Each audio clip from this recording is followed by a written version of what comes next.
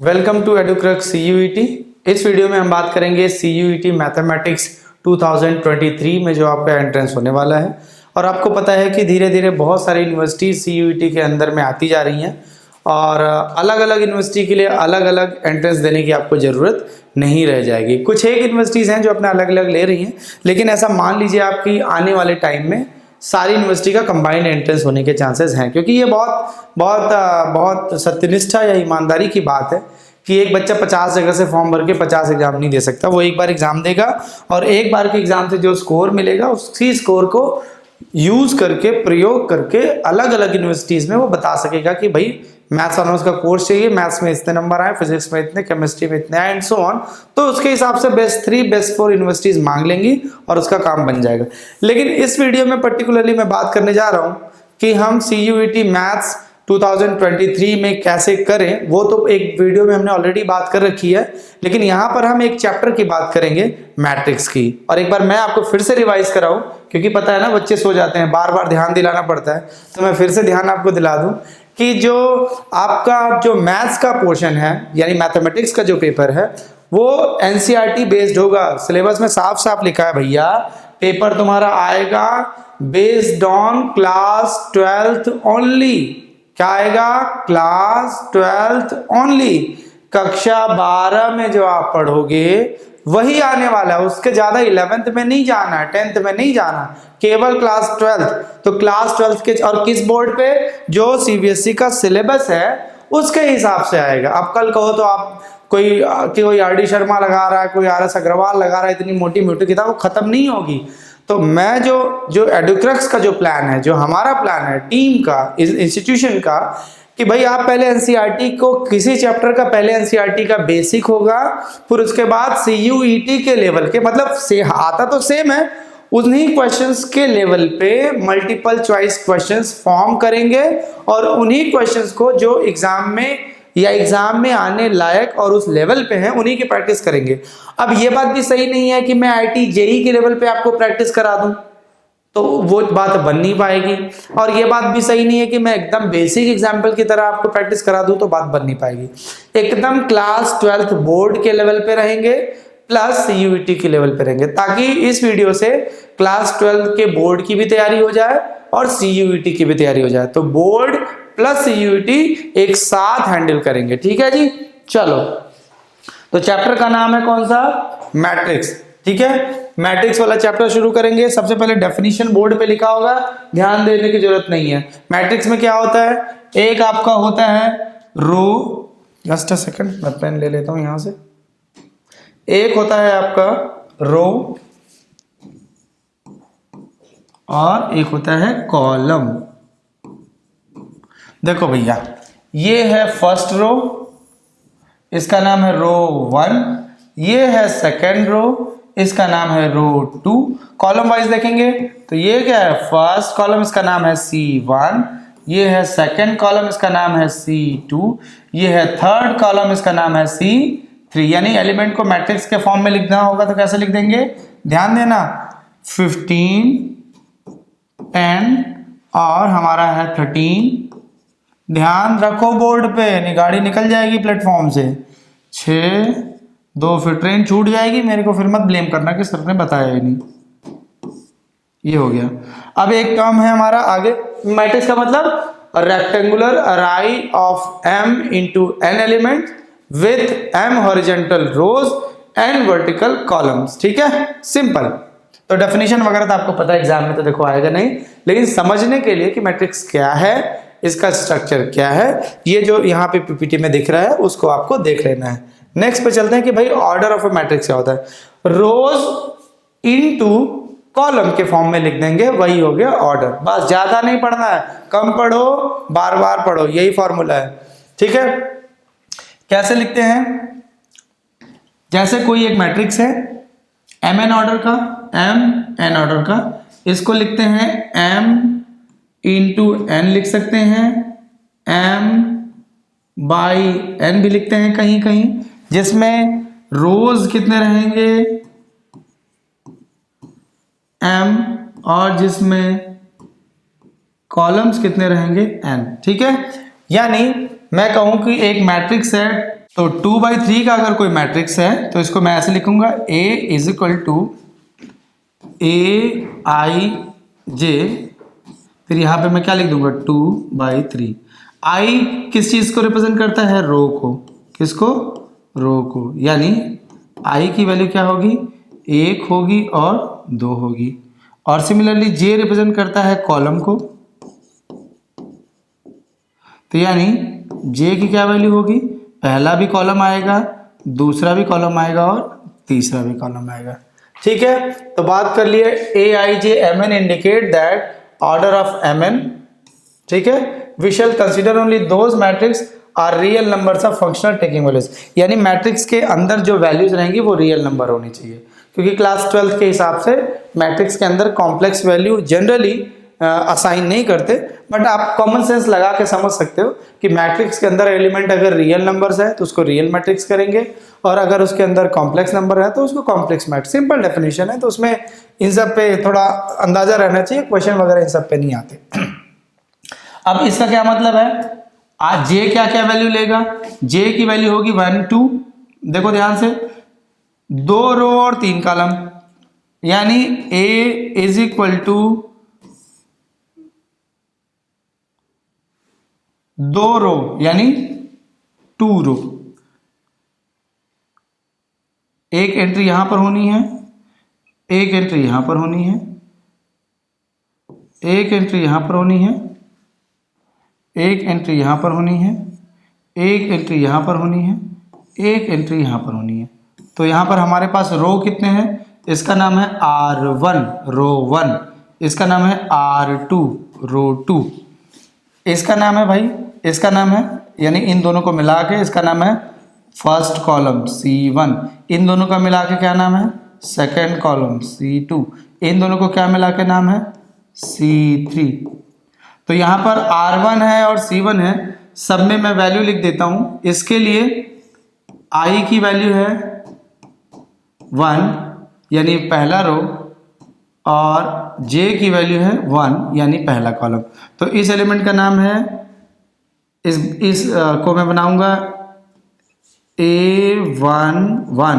ठीक, इसमें देखो ये पहले रो में है इसलिए I की वैल्यू है 1, दूसरे कॉलम में आपको दिख रहा होगा फर्स्ट कॉलम सेकंड कॉलम, तो J की वैल्यू है 2, यानी AIJ के फॉर्म में लिखा जाता है, तो I की वैल्यू 1, J की वैल्यू 2, तो A1 2।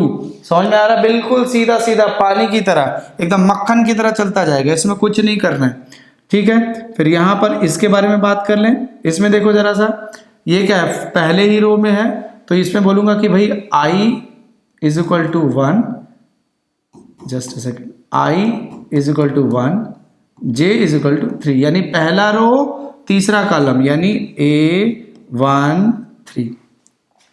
सिमिलरली यहां पे बात करेंगे, देखो ये पहला रो खत्म हो गया, अब यहां पर सेकंड रो आ रहा है, और जब सेकंड रो आएगा यहां पर इस पॉइंट में देखो, second row first column, second row इस पॉइंट में second row second column, third second row third column. तो यहां पर देखो सीधे सीधे समझाने के लिए थोड़ा सा मैं टाइम ले रहा हूं, क्योंकि आपको पता है कि जब बेस सही बन जाएगा तो आगे मैं स्पीड से गाड़ी दौड़ा दूंगा, फटाफट बता देंगे। तो यहां पर हो जाएगा IJ की वैल्यू लेंगे, I इज इक्वल टू, दूसरा रो है 2, J इज इक्वल टू, पहला कॉलम है 1, तो ये क्या है A2 1। फिर यहां पर एंट्री लिख देते हैं, देखो क्या है यहां पर I इज इक्वल टू, यानी दूसरा रो है, कॉलम भी दूसरा है, तो A2 2। यहां पर इसको देखना कौन सा रो है, यानी I की वैल्यू 2, कौन सा कॉलम है यानी J की वैल्यू 3, तो इसका क्या नाम हो गया A2 3। अब कॉमन सेंस लगा के देखोगे तो सीधे सीधे एंट्रीज मिलेंगी, देखो A11 A12 A13, तो पहला लेटर नहीं बदल रहा है 1 1 1, तो 1 2 3 में क्या चेंज हो रहा है, यानी सेकंड जो है वो कॉलम चेंज हो रहा है, A11 A12 A13 A21 A22 A33, यानी पहला 2 फिक्स है, यानी सेकंड रो है, फर्स्ट रो में 1 फिक्स हो गया, कॉलम वेरी कर रहा है 1 2 3, सेकंड में पहला लेटर फिर रो फिक्स हो गया है 2 2 2, कॉलम वेरी कर रहा है 1 2 3। ये मैट्रिक्स को समझने का एक तरीका है, ठीक है। अब जैसे एक मैट्रिक्स में 3/2 का ले लूं, यहां पे बस समझते जाना, लिखना नहीं है ज्यादा।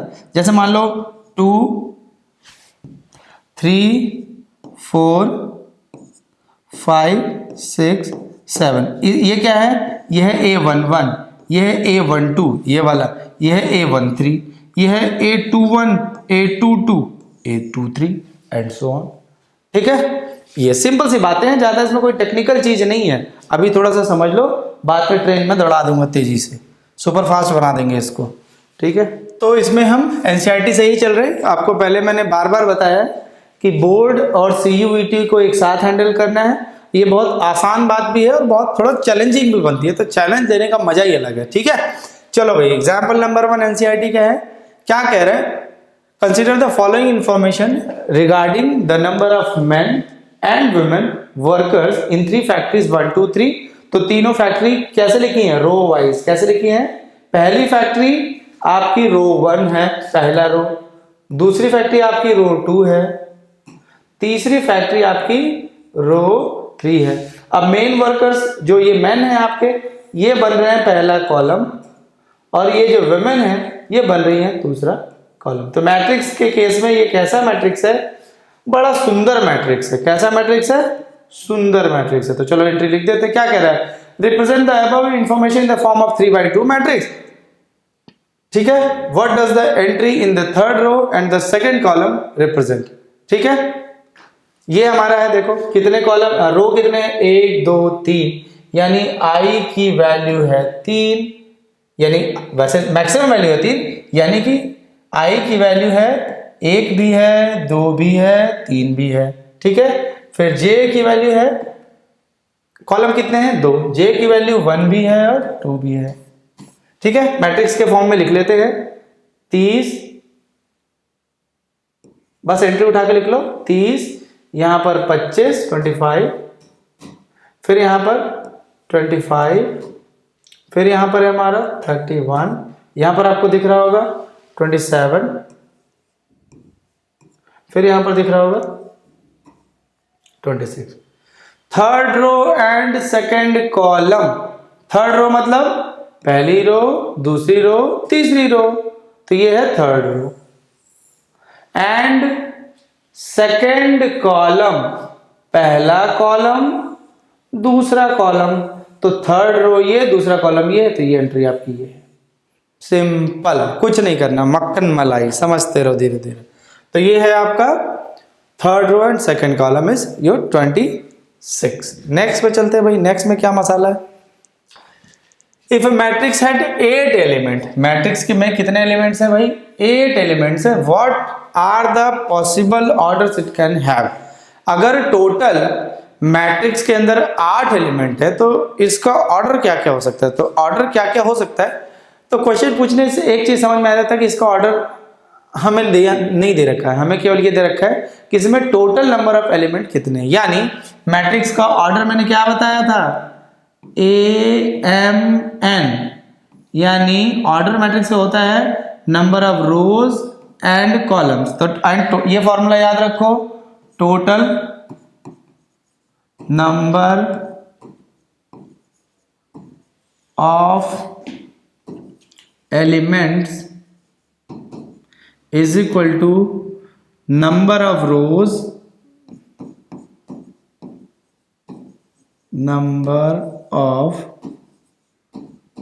rows times या multiplied by number of columns, यानी m into n। तो number of rows into number of columns, तो टोटल नंबर ऑफ एलिमेंट ही mn होता है। तो यहां पर हमारे पास अगर कोई मैट्रिक्स AMN टाइप का है, अब क्वेश्चन में कह रहा है कि भाई m इंटू n, यानी टोटल नंबर ऑफ एलिमेंट जो होता है number of row into column, वही mn होता है। क्वेश्चन में कह रहा है कि भाई m इंटू n, यानी number of rows into number of columns की वैल्यू 8 है। एक मैट्रिक्स, फिर से दोहरा रहा हूं इंफॉर्मेशन, एक मैट्रिक्स में टोटल 8 एलिमेंट है। इस बात का ये मतलब है कि मैट्रिक्स के नंबर ऑफ रोज और नंबर ऑफ कॉलम्स को मल्टीप्लाई करें तो 8 मिलेगा, सिंपल। तो यानी mn इज इक्वल टू 8, यानी इसको पता है आपको, इसको ये रो होता है, छोटा सा लिख देता हूं, और इसको कॉलम कहते हैं। Rows into column is equal to 8 element है, ठीक है। तो अब क्या क्या पॉसिबल हो सकता है, 8 बनाना है और नंबर ऑफ रो और नंबर ऑफ कॉलम इंटीजर ही रहेगा। तो कैसी कैसी पॉसिबिलिटी है, एक हो सकता है कि एक रो हो 8 कॉलम हो, एक हो सकता है कि 2 रो हो 4 कॉलम हो। हमें मल्टीप्लाई का रिजल्ट 8 रखना है, माइनस में नहीं जाना है, फ्रैक्शन में नहीं जाना है।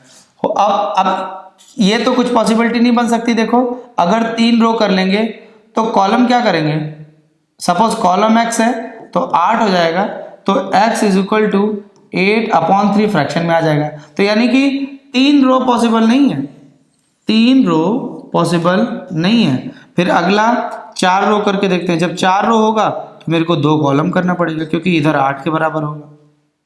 फिर 8 रो होगा तो केवल 1 कॉलम होगा। तो यानी जो रो की पॉसिबिलिटीज है, रोज या तो 1 हो सकता है या तो 2 रो हो सकता है, 3 रो नहीं हो सकता क्योंकि उस केस में 8/3 कॉलम होने पड़ेंगे, और 4 रो नहीं हो सकता, 4 रो होगा, 8 रोज होगा, ठीक। जब 1 रो होगा तो उस केस में 8 कॉलम होंगे, 1 रो होगा तो उस केस में 8 कॉलम होंगे। तो इसका एक एग्जांपल सबका देखते चलते हैं हम लोग। मतलब ये सपोज दैट ये केस नंबर 1 है कि 1 रो 8 कॉलम। केस नंबर 2 2 रो 4 कॉलम। केस नंबर 3, ये तो 3 फेल हो गया। केस नंबर 3 हमारे पास यहां पर है, 4 रो होंगे 2 कॉलम होंगे। केस नंबर 4 है 8 रो और 1 कॉलम। सबका एग्जांपल अगर मैं बनाना चाहूं तो कैसे बनाऊंगा, एक का बना के दिखा देता हूं आपको। 1 रो और 8 कॉलम, ये ऐसे सपोज 1 2 4 5 A B C, ये हो गया। देखो इसमें कितने रो हैं, 1 कॉलम कितने हैं, 1 2 3 4 5 6 7 1 2 4 5 A B C D, sorry एक और लिख लेते हैं, टोटल हो गए 10। यानी ये जो मैट्रिक्स है इसका ऑर्डर अगर लिखना है तो क्या लिखोगे, 1 रो इंटू 8 या 1 इंटू 8, ठीक है। अब इसका देखेंगे, एक और इसी टाइप से लिख सकते हो, 2 into 4, sorry like A B C D E F G H, ये मैट्रिक्स है, 1 रो 8 कॉलम, ये इसका ऑर्डर है। और इन दोनों को मल्टीप्लाई करोगे तो टोटल नंबर ऑफ एलिमेंट्स मिल जाएंगे। अब इसका देख लेते हैं, 2 रो 4 कॉलम, कुछ भी लिख सकते हैं आप, 2 रो लिखना है ना, 1 2 3 4 X Y W Z। देखो 1 रो यहां पर ये है, 1 रो यहां पर ये है, तो 2 रो हो गए। 4 column, first column, second column, third column, fourth column. Simple है, बनाते जाओ। यानी what are the possible orders it can have. तो पॉसिबल ऑर्डर क्या है, 1/8 2/4 4/2 8/1। यानी एक ऐसा मैट्रिक्स जिसमें 1 रो और 8 कॉलम हो, ये वाला। एक ऐसा मैट्रिक्स जिसमें 2 रो हो 4 कॉलम हो, ये वाला। एक ऐसा मैट्रिक्स जिसमें 4 रो हो और 2 कॉलम। 4 रो हो सकते हैं जैसे A B C D E F G H, 4 रो हो गए, 1 2 3 4। कॉलम कितने हो गए, 1 और 2, 4 रो और 2 कॉलम। लेकिन ध्यान रखना सब में नंबर ऑफ एलिमेंट 8 रहेगा। In each and every matrix of order 8 या ऑफ ऑर्डर 8 और having the element 8 will always have number of total number of element equal to 8। तो 4/2 का भी बना लिया। 8/1 का मतलब 8 रो 1 कॉलम। देखो X Y Z W E A B C, 1 2 3 4 5 6 7 8। तो नंबर ऑफ रोज बताओ, 1 first row, second row, third row, fourth row, fifth row, sixth row, seventh row, eighth row. तो 8 रो हैं। अब ऐसे ऐसे वाले गिनो वर्टिकल, एक ही तो है, एक column. Total number of element 8, total number of element, total number of element, total and so on. तो थोड़ा सा ध्यान लगाओ, थोड़ा सा अपना मस्तिष्क लगाओ, दिमाग लगाओ, दिल भी लगाओ, कहीं और मत लगाओ, थोड़ा सा फोकस हो जाओ, आराम से समझ में आ जाएगा। नेक्स्ट स्टोरी पे आता है, छोटी छोटी स्टोरी की तरह समझो, बहुत मजेदार है। तो अब क्या है, नेक्स्ट क्वेश्चन आ गया है। अब लेवल क्वेश्चन का थोड़ा थोड़ा ऊपर जा रहा है। अब आपको थोड़ा सा फोकस बढ़ाना पड़ेगा, दिमाग लगाना पड़ेगा, मस्तिष्क लगाना पड़ेगा, दिल भी लगाना पड़ेगा। किससे? पढ़ाई से। ध्यान रखना, कहीं और नहीं लगाना दिल। अभी सी बोर्ड पास कर लो, CUET पास कर लो, दिल लगी बाद में होगी। ठीक है, चलो जी। अब क्या कह रहा है, 3/2 का मैट्रिक्स है, उसका फॉर्मूला ये दे रखा है। तो पहले मैट्रिक्स को डिकोड कर लें कि कह रहा है कि इसमें 3 रो हैं और 2 कॉलम है। रो कितने हैं? रो का मतलब होता है, बार बार बताया था, i। और कितने हैं? 3। यानी i की वैल्यू एक बार 1 डलेगी, फिर 2 डलेगी, फिर 3 डलेगी। i = 1 का मतलब है पहला रो, i = 2 का मतलब है दूसरा रो, i = 3 का मतलब है तीसरा रो। सिमिलरली 2 कॉलम है, कितने